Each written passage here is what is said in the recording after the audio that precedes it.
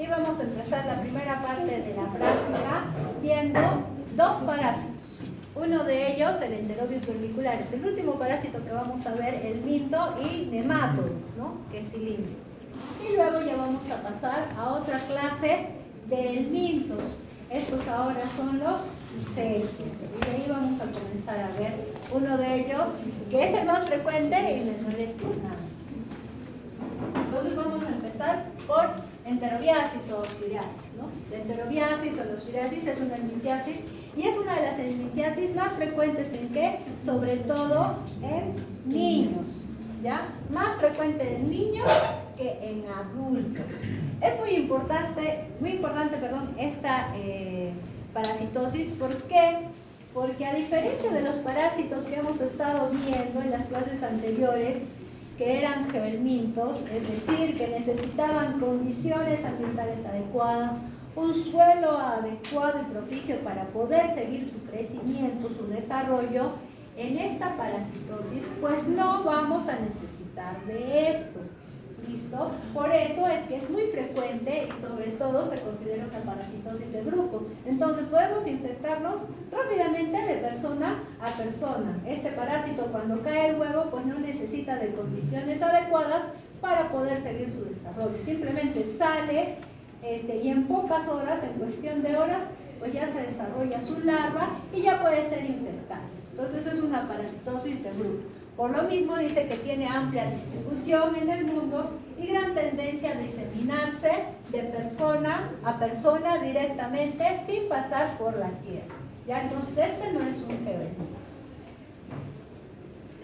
El agente etiológico para esta parasitosis es el Enterobius vermicularis. ¿Listo? Entonces, Enterobius vermicularis. La morfología de este Enterobius es un nemátodo pequeño, aproximadamente puede llegar a medir hasta 1 centímetro, 10 milímetros, 4 milímetros, 5 milímetros de longitud, ¿ya? Blanquecino, y tiene unas expansiones cefálicas, las cuales les van a ayudar también a poderse adosar a la mucosa del intestino, ¿no? Tiene una boca con 3 labios pequeños, el esófago, presenta un hifo y un bulbo terminal. Entonces acá tenemos a la hembra mide aproximadamente 10 milímetros y como ustedes ven tiene un extremo posterior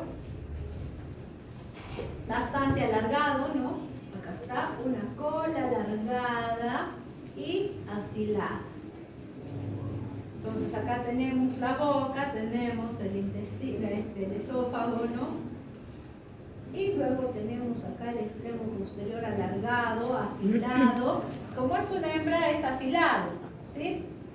¿Qué presenta? Presenta también un ovario, un oviducto, un útero lleno de huevos. Y la vulva se encuentra en el tercio, entre el tercio anterior y el tercio medio. Se lo observa en donde, ¿se acuerdan la primera clase que dijimos? Que esta hembra pues va hacia la margen anal, ¿no? Para poner sus huevos. Entonces se la puede observar en el margen anal o en las mismas heces. Entonces cuando hacemos la prueba que hacemos para poder identificarlo, podemos también ver a la hembra. O si no, en las mismas heces también podemos ver a la hembra. Entonces acá tenemos una imagen en la cual podemos ver el extremo anterior, ¿no? El extremo anterior de este parásito y también acá el extremo posterior. Este sería una hembra, ¿no? Porque su extremo posterior es bastante largo y afilado. La hembra, cuando la vemos, como tiene 10 milímetros, la vemos al microscopio y la vemos llena de huevos. En cuanto al macho, como hemos visto también en las anteriores clases, este es más pequeño que la hembra, ¿no? Puede medir entre 4 a 5 milímetros y presenta un extremo posterior curvado ventralmente con la presencia de una espina. ¿Listo? Entonces acá tenemos igual su intestino, luego vamos a tener el aparato reproductor y luego vamos a ver que el extremo posterior es curvado y tiene la presencia de una espina. Entonces acá tenemos a este, ¿qué sería? ¿Hembra o macho? Es un macho, ¿no? De Enterobius vermicularis. el enterobius vermicularis, lo identificamos por su extremo posterior, ¿no? Acuérdense que el enterobius vermicularis, ¿qué es lo que tiene? Expansiones alares. Estas expansiones alares, expansiones cefálicas, ¿no? Con las cuales se va a adosar a la mucosa. Si este es un corte transversal, un corte histológico de este parásito en el cual estamos haciendo un corte transversal, y acá podemos ver estas expansiones alares, ¿sí? Acá también vemos otro corte transversal en el cual podemos ver estas expansiones cefálicas. Entonces ya hemos visto la forma de adulto. El adulto mide entre 1 centímetro a 5 o 4 milímetros, ¿no? El macho. Ahora, el huevo.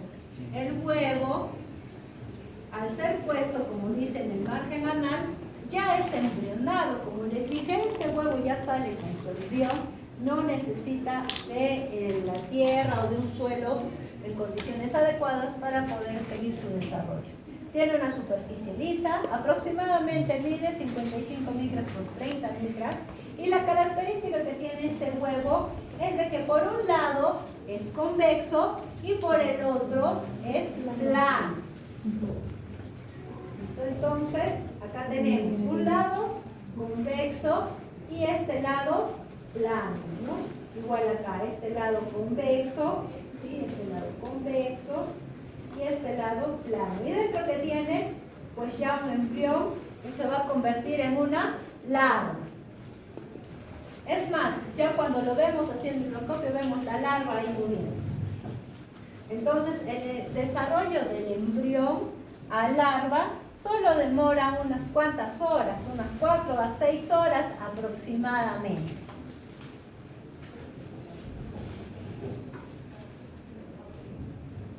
Acá vemos otra imagen en la cual estamos viendo a este huevo, ¿no? Una pared lisa que por un lado es plana y por el otro lado es convexo. Y dentro un embrión o en todo caso ya una larva. Ahora, en cuanto a su ciclo de vida, ¿cuál va a ser el estadio infeccioso de este parásito? Es el huevo conteniendo una larva, ¿no? Una larva única. ¿Cuál va a ser el mecanismo de infección? El mecanismo de infección lo constituyen ¿quiénes? Las manos, los alimentos, pero acá se agrega otra terminología, ¿no? Los fomites. Entonces, acá es importante también los fomites. ¿Y qué son los fomites? ¿Alguien me puede decir qué son los fomites? Exacto, son objetos inanimados, inertes, en los cuales los huevos pueden caer y pueden estar ahí, ¿no? Y pueden ser con estos objetos arrastrados y luego ingeridos, ¿no? Por vía oral los podemos ingerir estos huevos. Entonces, tenemos acá el mecanismo de infección, lo constituyen las manos, los alimentos. Acuérdense muy bien de los fomites, ¿sí? Contaminados con estos huevos. ¿Listo? La puerta de entrada entonces es la boca. ¿Listo? Y el huevo eclosiona en donde, en el intestino delgado. ¿Ya? La larva 2 evoluciona hasta el adulto en el ilio. Doctorita, también es por vía nasal. También, como estos huevitos pueden estar en los fomites, de repente en la ropa de cama, haces o sacudes la ropa de cama, entonces pueden estar flotando en el aire y por vía nasal también podemos ingerirlos, ¿no? ¿Listos? Entonces, los adultos se adosan a la mucosa del ciego. ¿Dónde es que van a vivir entonces en su forma adulta? En el intestino grueso, en el ciego, ¿ya? Usando ¿qué? Sus expansiones cefálicas, ¿no? Mediante eso se van a adherir a esta mucosa intestinal. Cuando ya son adultos, estos se van a diferenciar entre hembras y machos, ¿no? Se produce el apareamiento entonces y las hembras ya grávidas, ¿sí? Se desplazan por el intestino. ¿Cuándo o a qué hora? Generalmente por las noches, ¿no es cierto? Se desplazan hacia la región perineal, ¿no? Perianal, atraviesan el esfínter, llegan al margen anal, rectan por allí y ahí es donde estas hembras fecundadas van a oviponer, ¿sí? Van a colocar sus huevos. Y una vez que colocan sus huevos, pues mueren. Los huevos entonces van a ser colocados en este margen anal, en esta región anal, con una sustancia que es lechosa, pegajosa y sobre todo es bastante alergénica. Por lo mismo, esta sustancia con la que pegan sus huevitos en el margen anal, por ser alergénica, ¿qué es lo que va a producir en el paciente que esté infectado, sobre todo en los niños? El prurito, ¿no? Que lo va a condicionar a rascarse, ¿no es cierto? Entonces, en cuanto al ciclo de vida, vamos a tener que tenemos la heteroinfección, tenemos la autoinfección y también tenemos la retroinfección. Entonces, la heteroinfección ya sabemos cómo es, ¿no? Es una persona que está infectada con este parásito, luego va a infectar a otra persona, ¿sí? Entonces, la heteroinfección se produce por lo que ya dijimos. ¿A través de qué? De las manos o también de los fomites, ¿no? Que están contaminados con estos huevos. Dentro de los fomites, ¿cuáles pueden ser? La ropa de cama, la ropa interior. Los mismos juguetes del niño también sirven de fomites para estos parásitos, ¿no? Desde los cuales los huevos son recogidos por el nuevo huésped. Los huevos, como decía su compañera y preguntaba a su compañera, también se encuentran en el aire, ¿no? Y en el polvo, desde donde pueden ser inhalados o también deglutidos. Entonces, primero tenemos la heteroinfección, luego tenemos la autoinfección externa. Y ya sabemos que el proceso de el mecanismo de autoinfección externa se da por el mecanismo ano, mano, boca. ¿Listo? Entonces, la autoinfección externa, este mecanismo ano, mano, boca, se constituye en el mecanismo de transmisión más importante. ¿Por qué? Porque este pequeñito que pueda estar parasitado, ¿no? Como la hembra pone los polvitos en la región anal, ¿sí? Esto, con esta sustancia bastante alergénica, produce prurito. ¿Qué es lo que va a hacer el pequeñito? Se va a rascar y luego, si no tiene las medidas de higiene adecuadas, pues simplemente se va a rascar y se va a seguir jugando y de repente se va a poner la mano a la boca y se va a llevar estos huevos nuevamente y se va a volver a infectar. Entonces se va a autoinfectar. Entonces el mecanismo de autoinfección externa por ano, mano, boca es uno de los más importantes. Entonces, como dice acá, el prurito producido por la sustancia lechosa, esta alergénica, obliga al individuo, en este caso un pequeñito, a rascarse, se pegan los huevos en sus deditos y estos son llevados a la boca, infectándose nuevamente. Y la retroinfección, esta se produce la eclosión de los huevos en el margen anal. Entonces, como la eclosión de estos huevos se produce en el margen anal, las larvas ingresan por el esfínter anal al intestino y se desarrollan. Entonces, esta sería la retroinfección. La cantidad de huevos que coloca la hembra, aproximadamente 10.000 huevos. Los huevos pueden sobrevivir hasta 3 semanas en estos fomites. Y la hembra vive aproximadamente unos 40-54 días. Entonces este es el ciclo de vida. Nos infectamos al ingerir estos huevos, ¿no es cierto? Estos huevos van a pasar al intestino delgado, de ahí va a salir la larva y esta larva luego va a ir hacia el intestino grueso donde se va a alojar el adulto, ¿no? Tenemos adulto hembra y adulto macho. El macho va a fecundar a la hembra y la hembra va a ser una hembra grávida con huevos. Entonces esta hembra grávida va a ir hacia la región perianal y ahí va a dejar sus huevos. ¿Listo? Y ahí, después de que deja sus huevos, está muerto, ¿no? Estos huevos entonces pueden ser eliminados con las heces, pueden caer a los fomites y de ahí nuevamente pasar o infectar a otra persona o esta misma persona que está infectada infectarse nuevamente por autoinfección externa o también por una retroinfección. Entonces, Causa poco daño a nivel de la mucosa del ciego. Hemos dicho que está en el ciego, en el intestino grueso. Las larvas no causan daño. Y la sustancia esta con la que pega estos huevos en el margen anal esta hembra es una sustancia proteica albuminoidea, produce sensibilización causando bastante prurito. En niñas es posible la migración de la hembra del margen anal a los genitales externos. En la niña, por anatomía, pues están muy cerca, ¿no?, los genitales externos. Entonces, esta hembra puede ir hacia la vagina o hasta el útero, pudiendo producir en la niña ¿qué? Una vulvovaginitis o también infecciones urinarias por bacterias. ¿Y por qué sería una infección urinaria por bacterias? Una vulvovaginitis también, ¿por qué? No, ¿por qué? Entrarían. Porque las larvas al migrar llevan contenido. Las larvas no migran, ¿no? Las que migran son las hembras. Y si es así, porque ¿por dónde salen las hembras? Por las heces, ¿no es cierto? Y en las heces que tenemos bacterias. Y las bacterias, pues por las mismas hembras van a ser arrastradas a esa región que va a ir, ¿no?, hacia los genitales externos.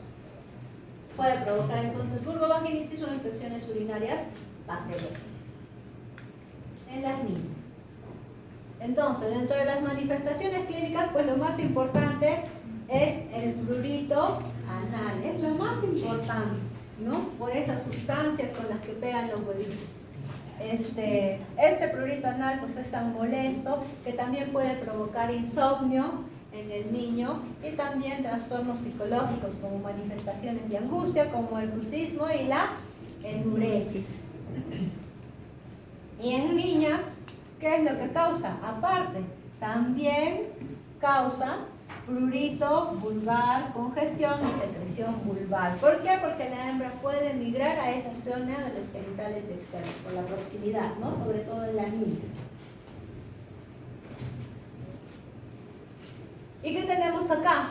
¿Se acuerdan que en la primera clase hablábamos de algunos métodos para el diagnóstico de estos parásitos, ¿no? Y dentro de estos métodos teníamos el test de Graham. Entonces, muy importante, si nosotros queremos determinar o saber si es que este pequeñito, pequeñita está parasitado con oxiuros o con enterobius, pues vamos a solicitar el test de Graham.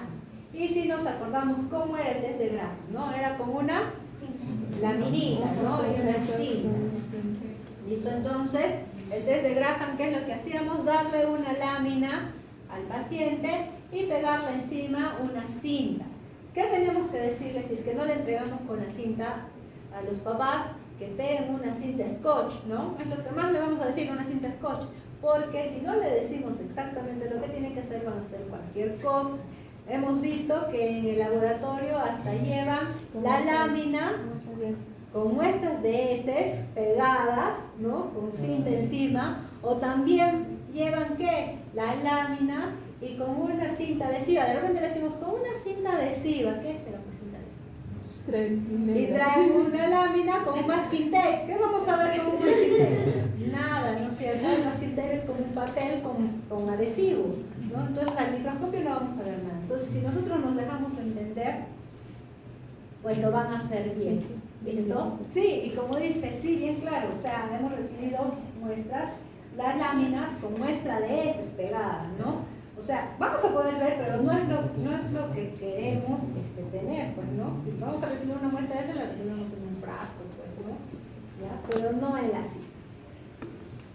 Entonces, como ya sabemos qué ciclo de vida tiene este parásito, sabemos que la hembra pone sus huevitos en la región anal, 1, y también sabemos que lo coloca en las noches, 2, ¿no es cierto? Entonces, a los familiares o a los padres que van a hacer o van a recolectar la muestra, les tenemos que decir primero de que tienen que recolectar la muestra antes de que este niño pues se asee y cuando se levante, ¿no? Apenas se levante en la mañana, pues haga la recolección de la muestra. Los padres son los que van a recolectar la muestra, ¿no es cierto? ¿Y qué es lo que van a hacer? Van a despegar esta cinta adhesiva, esta cinta scotch, y con el adhesivo van a estar van a colocar el adhesivo en el margen anal, ¿no es cierto? Varios toquecitos y luego este adhesivo nuevamente lo van a volver a pegar en la lámina portaobjetos. Lo van a hacer en ese horario y luego va a ser llevado al laboratorio. En el laboratorio, entonces, como dice acá, la cinta se dispone sobre un portaobjetos con la superficie adhesiva exterior. Se aplica varias veces sobre la piel en los márgenes anales. Se envía al laboratorio y en el laboratorio vamos a observarlo al microscopio con un objetivo de 10x para ver cuántos podemos usar y con un objetivo de 40x para ver con mayor detalle. Importante, 1. El test de Graham generalmente no vamos a pedir solo uno, pues podemos pedir un test de Graham tipo seriado, ¿no? Unas 3 tomas sería lo ideal. Acá ya exageran 5. ¿Quién va a estar llevando 5 veces al día? Pero son 3 veces las que podríamos solicitar.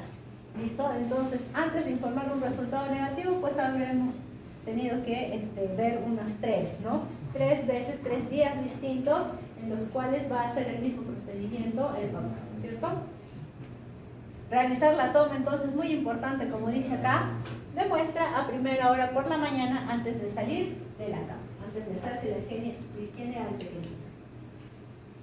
Entonces, como les decía, esta parasitosis es bastante contagiosa, ¿no? Se transmite de persona a persona fácilmente, el huevo no tiene que madurar afuera rápidamente, ya es infectante en una cuestión de horas, entonces es una parasitosis de grupo, afecta a todos los miembros de una familia, escolares de una clase o en niños en un orfanato o en una guardería, pues si hay un niño contagiado, pues lo más probable es que muchos de ellos también estén contagiados. ¿Listo? Entonces, la prevalencia entonces alta en todos los lugares. ¿Repercute en el rendimiento escolar? Sí, repercute en el rendimiento escolar por las molestias que causa, también causa insomnio, ¿no? Entonces también repercute en el rendimiento escolar de estos pequeñitos. Como dice acá, a diferencia de las otras parasitosis que más se daban en zonas tropicales, que eran fermentos y todo eso, en la selva disminuye la prevalencia porque estos niños pues a veces se meten al río, se bañan por el calor, ¿no? A diario, y entonces podrían tener menos incidencia de esta o prevalencia de este parásito. Entonces, como ya hemos visto, ¿cuáles podrían ser las causas de infección? De que esta infección siga el hacinamiento, ¿no? Importante, como es una parasitosis de grupo, el hacinamiento va a propiciar de que esto se siga expandiendo. La falta de higiene personal, la falta de higiene en la vivienda por la condición de los fomites.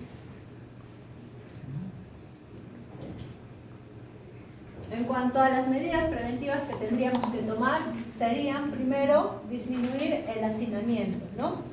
La higiene personal, baño diario, limpieza de la zona perineal, ¿no? Cambiarse de ropa interior, higiene de la vivienda, lavado de los fomites. Hemos dicho que los fomites pueden ser la ropa de cama, la ropa interior, los mismos juguetes del niño, ¿no? Y en cuanto al control, pues como ya les dije, como es una parasitosis de grupo, entonces lo ideal es que si el pequeñito está infectado, pues demos tratamiento a toda la familia, ¿no? A toda la familia que vive con este pequeñito.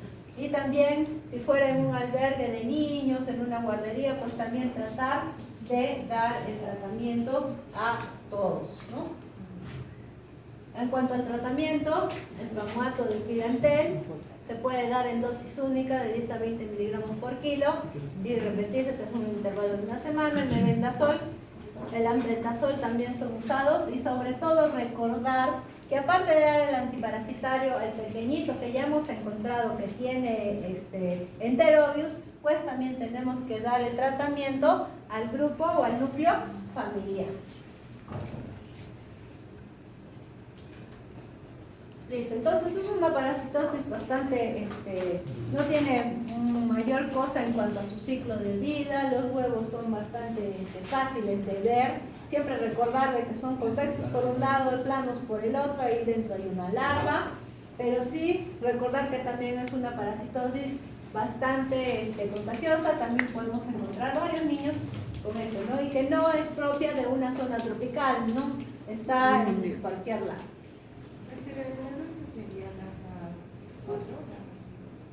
¿Cómo?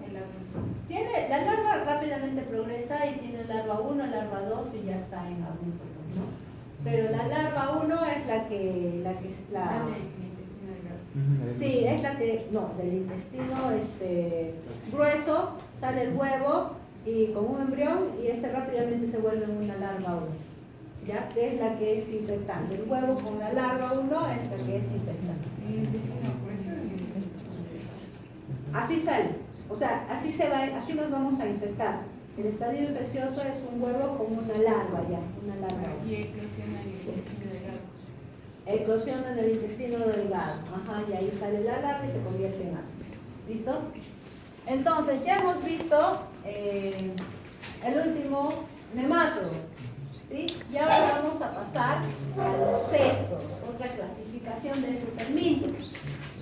¿Listo? Y antes de pasar a uno de los cestos, pues rápidamente vamos a hablar acerca de algunas características que nos van a representar pues, a estos parásitos, ¿no?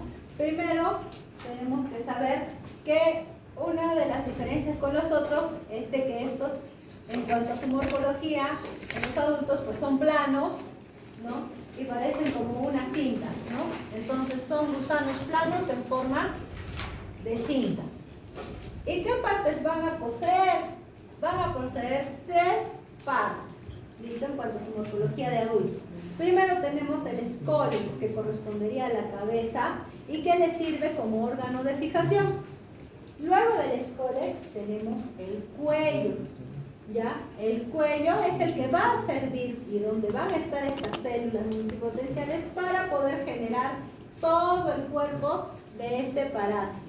Y todo este resto del cuerpo se llama la estróbila. Y la estróbila está compuesta ¿por qué? Por proglótidas. Ya tenemos las proglótidas inmaduras, las más cercanas al cuello, las que primero se generan son las proglótidas inmaduras.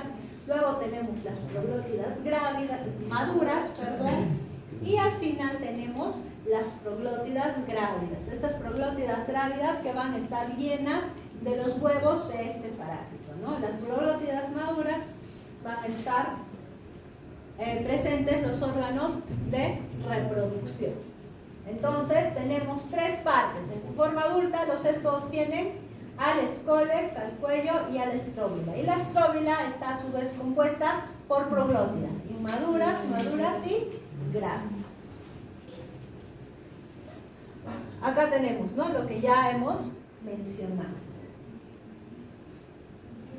En cuanto a otra característica que los diferencia de estos nemátodos que habíamos estudiado, es de que estos parásitos pues no tienen un aparato digestivo, no poseen un aparato digestivo ni circulatorio. Entonces no tienen una boca, no tienen un esófago, no tienen nada de eso, un intestino, nada de eso.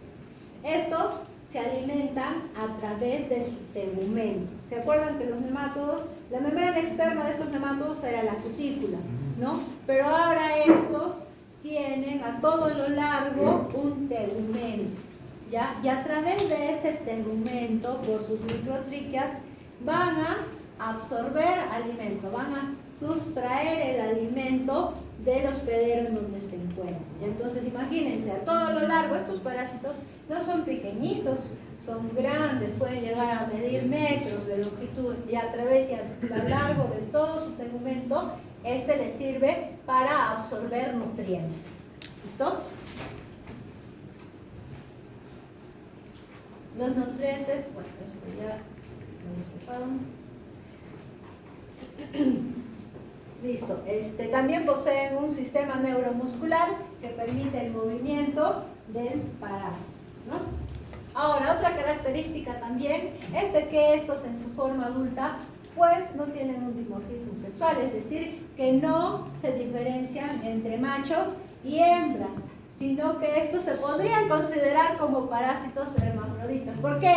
Porque un parásito tiene tanto órganos reproductores masculinos como órganos reproductores femeninos. En cuanto a su ciclo evolutivo, van a pasar por los siguientes estadios, ¿no? Por los estadios de huevo, por los estadios de larva y al final por el estadio adulto. Ahora, estos parásitos también van a tener tanto hospederos intermediarios como hospederos definitivos. Los hospederos intermediarios son los que tienen o albergan a la larva, al estadio larval de estos parásitos, ¿no? Y los hospederos definitivos pues son los que albergan al estadio adulto de estos parásitos. Ahora, ¿cuáles son los principales céstodos que afectan al hombre? Tenemos céstodos grandes como Taenia solium, como Taenia saginata, de las cuales vamos a hablar. También Diphyllobotium. Entre estos tres pues son considerados estos céstodos grandes, que pueden medir metros de longitud, pueden tener metros de longitud. Dentro de los céstodos pequeños o medianos tenemos Hymeноlepis nana, Hymenolepis diminuta, Ditulidium canidum. También tenemos un chiquitito, el Echinococcus también, ¿no?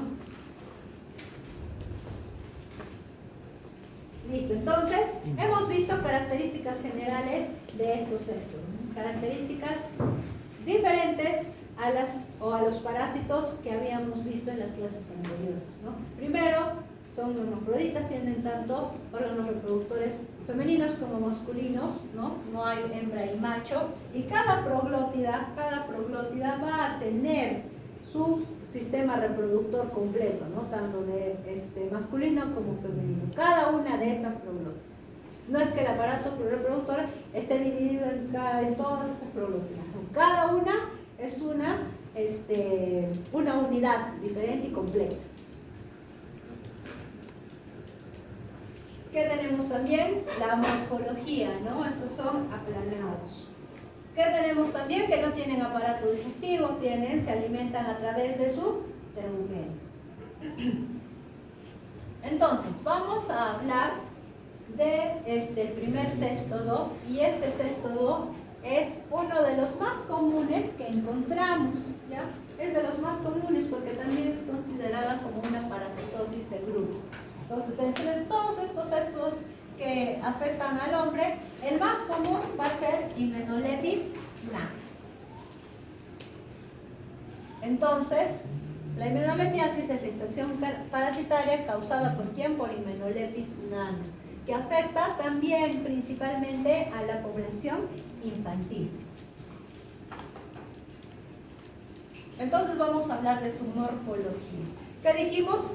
Que estos céstodos estaban divididos en scolex, cuello y estróbilo, ¿no? Entonces vamos a hablar acerca de la morfología de este scolex, de este parásito Hymenolepis nana. Es una tenia primero pequeña, mide aproximadamente unos 3 a 5 centímetros, ya es pequeñito. Tiene su scolex, 4 ventosas, un rostelo y una corona de ganchos. Eso es lo que va a poseer. ¿Listo? Su proglótida madura presenta solo 3 testículos, un poro genital lateral por delante de la mitad del segmento. Y la proglótida grávida, ya les he dicho que está compuesta por las ramificaciones de este útero llena de huevos, ¿no?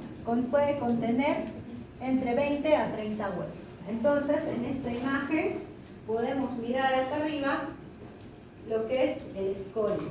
Las 4 ventosas, acá miramos 1, 2, 3, la otra debe estar por atrás, el rostelo y la corona de ganchos. Y acá miramos cada una de estas es una proglótida, ¿no? En este caso sería una proglótida madura. Estamos viendo los órganos reproductores, están divididos en 3 testículos, ¿no? Que se pueden ver. Entonces, al corte histológico lo que vemos son estos 3 testículos, ¿listo? Y también vemos un poro genital. Y el poro genital en estos parásitos, en este Hymenolepis nana, siempre va a estar del mismo lado, ¿listo? Siempre va a estar del mismo lado. Entonces acá tenemos una imagen de Hymenolepis nana. ¿Cuánto que medía? 3 a 5 centímetros, ¿no? Y acá vemos esta parte puntiforme, bastante pequeñita, puntiforme, la estróbila. La estróbila es bastante pequeñita, es bien pequeñita, puntiforme. ¿Sabes cuál es? El scolex, ¿no? Entonces, ya hemos visto la morfología del adulto de Hymenolechis nana. Ahora vamos a ver su forma de huevo. Y este huevo tiene forma elíptica, aproximadamente mide entre 50 por 40 micras y presenta primero una capa media gruesa gelatinosa, ¿no? Todo esto. Esta capa media gruesa gelatinosa. Y dentro, ¿qué es lo que va a tener este huevo? Dentro de este huevo va a tener al llamado embrión hexacanto. ¿Listo? Embrión hexacanto o también llamado oncósfera. ¿Ya? Oncósfera o embrión hexacanto. ¿Listo? Ahora, una característica que lo diferencia de otra especie de Hymenolechis es de que este huevo, que es ovalado, ¿no? Tiene su capa gruesa y dentro tiene el embrión hexacanto. ¿Hexacanto por qué? Porque tiene estos 6 ganchos con los que luego se va a aferrar, ¿no? Tiene filamentos como unos hilos que salen, ¿listo? Que son los filamentos llamados filamentos polares, ¿listo? Entonces es una característica que tiene el huevo de Hymenolechis que la va a diferenciar de otra especie. Entonces, como dice acá el huevo en su interior, ¿qué es lo que podemos apreciar? La oncósfera con sus 6 ganchos. Oncósfera o también llamado embrión hexacanto. Cualquiera de los dos.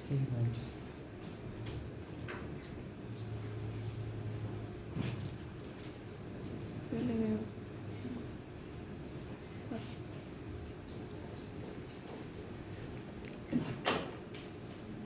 Entonces, acá podemos ver el huevo de este Hymenolechis nana. Vemos dentro su embrión hexacanto y acá podemos observar la presencia de estos como unos hilos que salen, ¿no?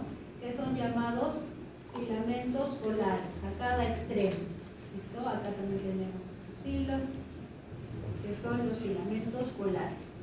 Acá también tenemos otras imágenes igual de estos huevos de Hymenolechis nana, en donde podemos observar a los filamentos polares, ¿no? Se miran acá claros, ¿no? Estos como unos hilitos que salen a cada extremo. De acá, ven que de acá comienzan a salir estos hilitos, los filamentos, y de acá también, ¿no? Tenemos filamentos.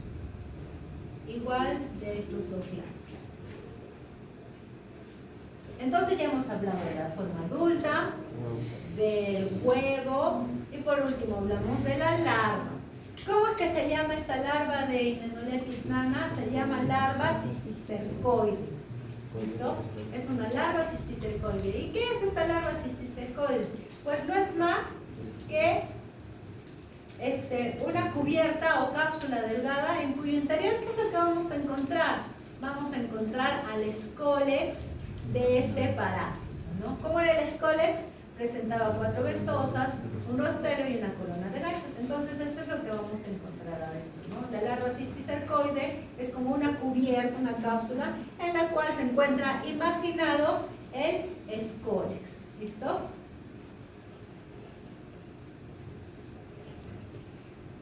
Entonces ya tenemos los 3 estadios por los cuales pasa Hymenolechis nana.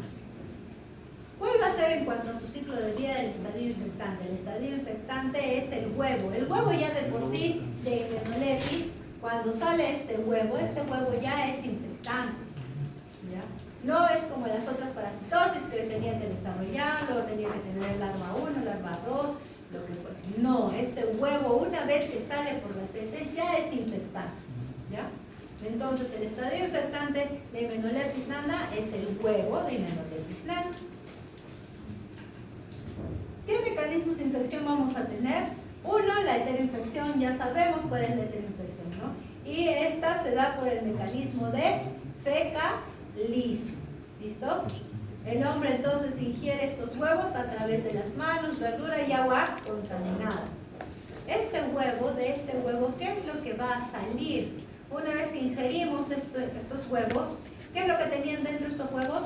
Un embrión hexacanto, ¿no? Un oncósfero. Entonces, el huevo va a eclosionar en el intestino delgado y va a salir la oncósfera. Esta se fija en la pared lisa e ingresa para ubicarse en la submucosa. En la submucosa, entonces, se transforma en larva cisticercoide. Entonces, ingerimos el huevo, estos llegan al intestino delgado y de ellos va a salir el embrión hexacanto. El embrión hexacanto se va a fijar y se va a introducir en la submucosa y ahí es donde se va a transformar en larva cisticercoide. Al cabo de unos 7 días, ¿sí?, esta larva cisticercoide que se formó en la submucosa se moviliza, atraviesa los tejidos y sale hacia la luz intestinal. Se fija entonces con el escólex, porque ya hemos dicho que la larva tiene invaginado el escólex, ¿no es cierto? Entonces, una vez que estaba en la submucosa, que ya se formó la larva cisticercoide, esta va a salir hacia la luz intestinal para luego evaginar su escólex, fijarse a la pared del intestino y así comenzar el proceso de estrovilización, que es el proceso de formación de todo este parásito adulto, ¿no es cierto? Los huevos entonces pueden aparecer en las heces a los 15 días después de haberse infectado, es decir, a los 15 días que después este pequeñito o esta persona se infectó, 15 días después ya va a comenzar a eliminar huevos este parásito adulto. Doctora, los huevos se eliminan junto con las proglótidas grávidas. Las proglótidas, claro, las proglótidas grávidas son las que van a contener estos huevos. Sin embargo, estas proglótidas se van desintegrando, entonces lo único que vamos a poder ver son los huevos. Entonces estos huevos aparecen 15 días después de la infección. Ahora, otro dato importante es de que también las ratas, los ratones, los roedores, pues pueden ser huéspedes reservorios, ¿ya? Es decir, que son infectados también por estos parásitos y al final con las heces de estos ratoncitos, pues pueden salir estos huevos, también eliminan huevos y también estos huevos pues van a ser infectantes para las personas, ¿no? Entonces, los ratoncitos en este caso pues sirven como huéspedes reservorios. Hemos hablado acerca de la heteroinfección, pero también tenemos la autoinfección externa. ¿Cuál es el mecanismo de la autoinfección externa? El mecanismo ano-mano-boca. Hemos dicho que estos huevos pues salen y directamente ya son infectantes, ¿no? Si no hay medidas de higiene, pues por el mecanismo ano-mano-boca podemos volver a ingerirlos y volvernos a infectar. La autoinfección interna también se puede dar, pero esta autoinfección interna sobre todo se da en pacientes inmunodeprimidos, en los cuales los huevos no salen del huésped y eclosionan en el intestino delgado.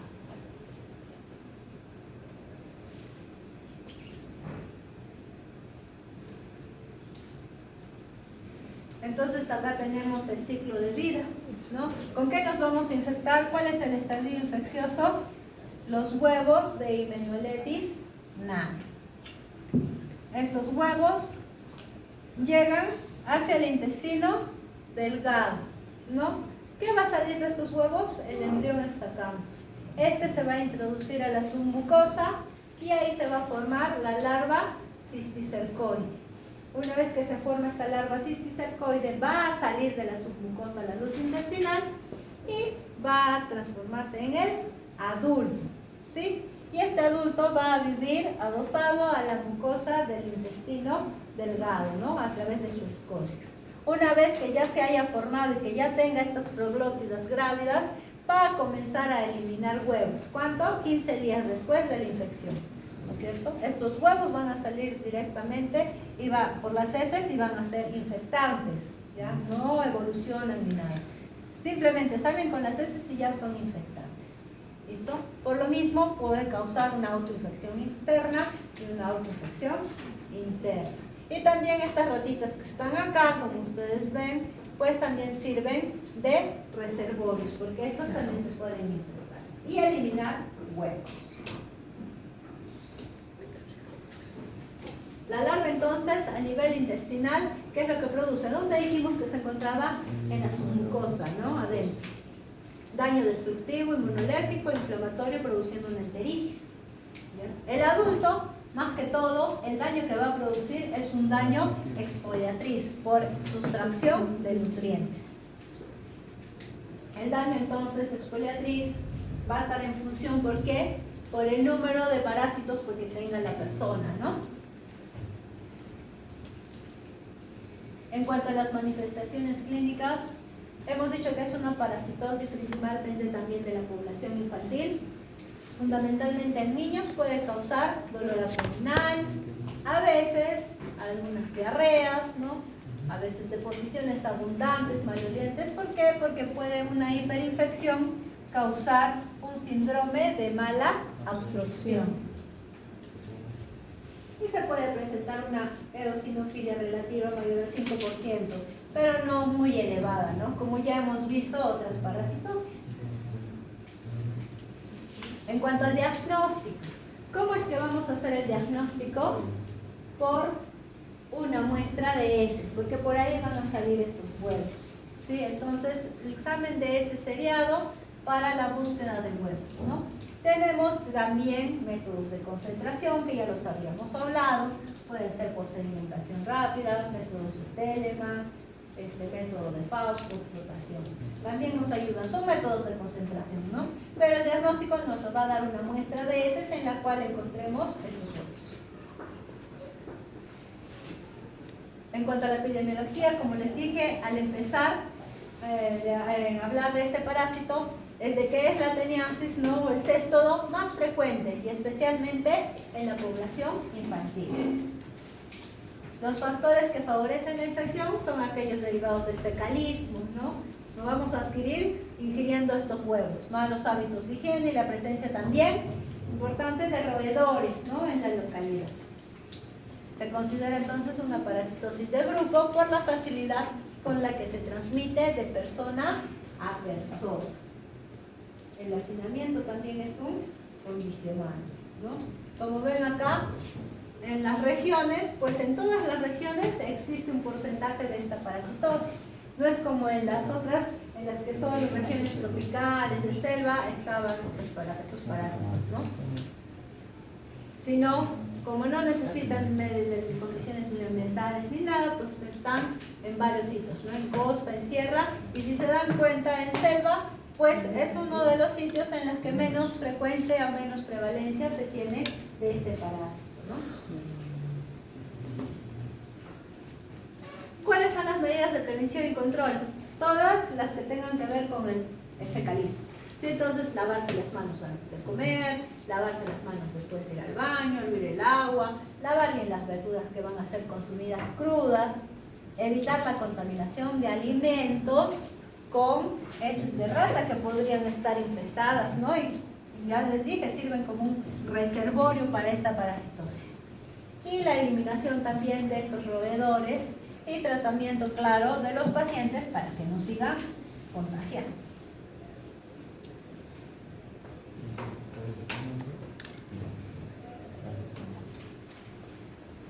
Entonces, en cuanto al tratamiento también, la himenolepiasis es de difícil tratamiento. ¿Y por qué? Porque los antihelmínticos que se usan, sobre todo para todos estos éstodos, el antiparasitario de elección podría ser el praziquantel, ¿ya?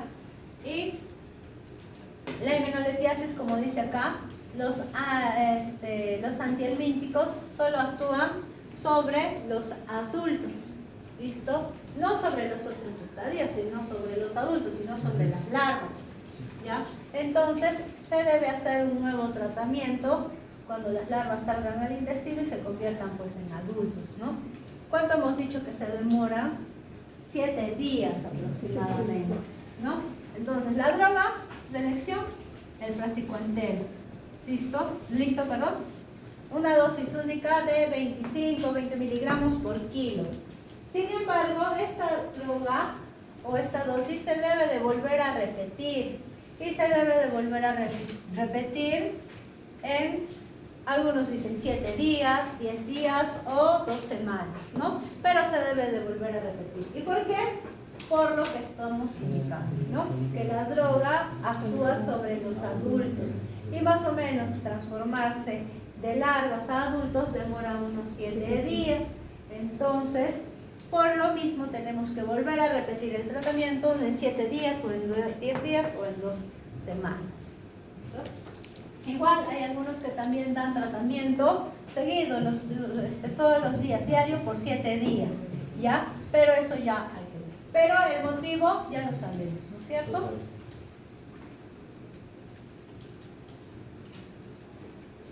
Ahora, aparte de la Hymenolepis nana, existe otra especie, que es Hymenolepis diminuta. Sin embargo, esta Hymenolepis diminuta es muy raro de que nos infectemos, de que el hombre se infecte, y sobre todo, más se da en niños, y puede ser una infección accidental. ¿Listo? Entonces, pónganse en la cabeza que dentro de los estudios, el más frecuente y que afecta a los niños sobre todo es Hymenolepis nana, es lo que más vamos a encontrar, ¿ya? Hymenolepis diminuta es muy raro, pero vamos a hablar un poquito de esta. En cuanto a su morfología, el adulto mide 50 centímetros más o menos, entre 20 a 60 centímetros. Quiere decir que casi como 10 veces más el tamaño de Hymenolepis nana, ¿no? Que mide entre 3 a 5 centímetros. El Scolex pues tiene una diferencia. Solo tiene o posee 4 ventosas. No tiene el rostelo ni la corona de ganchos. ¿Listo? En cuanto a tiene proglótidas inmaduras, maduras y también grandes, ¿no? Entonces acá vemos el Scolex de Hymenolepis diminuta. Pues solo tiene la presencia de sus 4 ventosas.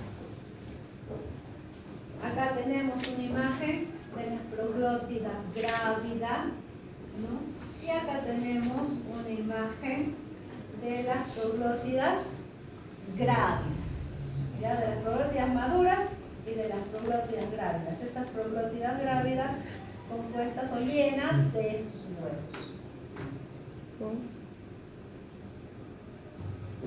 Entonces, los huevos de Hymenolepis diminuta, estos huevos son más redondeados y más grandes, miden entre 60 a 80 micras, presentan una membrana externa gruesa y dentro, ¿qué van a tener? También van a tener una oncósfera, ¿sí?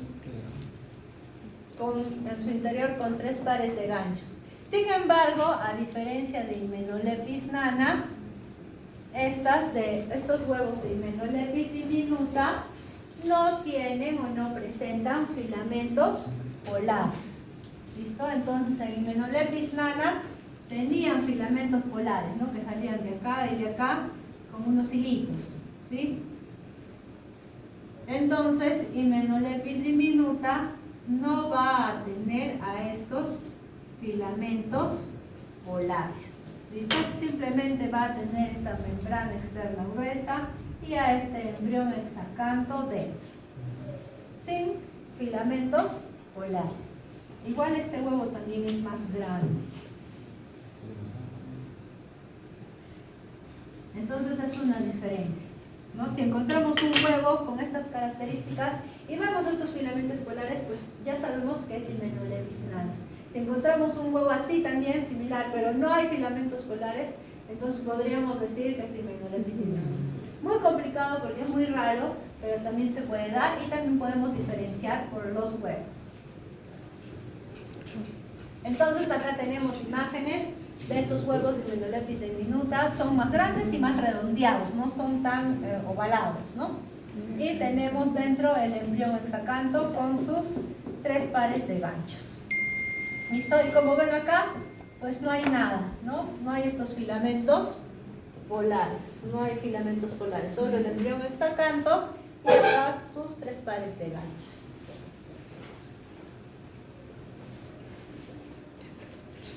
En cuanto a la larva, también es una larva cisticercoide, y como ya les dije, dentro de esta larva cisticercoide que le sirve de cúbierta se encuentra invaginado el escólex. ¿Cómo lo diferenciaríamos? Porque el escólex lo vamos a encontrar solo con 4 ventosos, ¿no?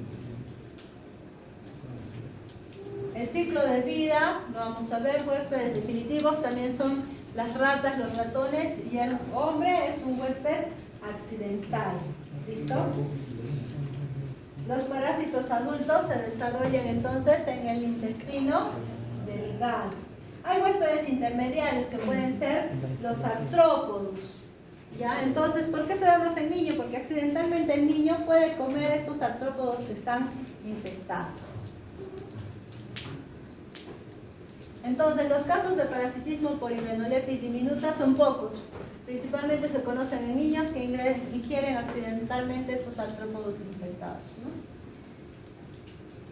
Y acá está, ¿no? Un condicionante, las ratitas también. Y esta parasitosis pues es muy rara. La que más vamos a ver es Hymenoleucis nana. Ahora, una tabla comparativa acá acerca de las diferencias que se encuentran entre Hymenoleucis nana e Hymenoleucis diminuta, ¿no? Primero vemos el tamaño, de 2 a 4 centímetros y de 20 a 60 centímetros diminuta. El escólex, en nana presenta un rostelo y una corona de ganchos. Acá no tiene eso, solo las 4 ventosas. El huevo son ovalados y tienen filamentos polares entre 4 a 8. Y acá estos son más grandes, más esféricos, más redondos y no poseen filamentos polares. Y en cuanto a los proglótidas, pues también tienen más Hymenoleucis diminuta, por lo que es más grande, ¿no? De 100 a 200 y acá de 800 a 1000 proglótidas. ¿Listo? Entonces, ya hemos terminado.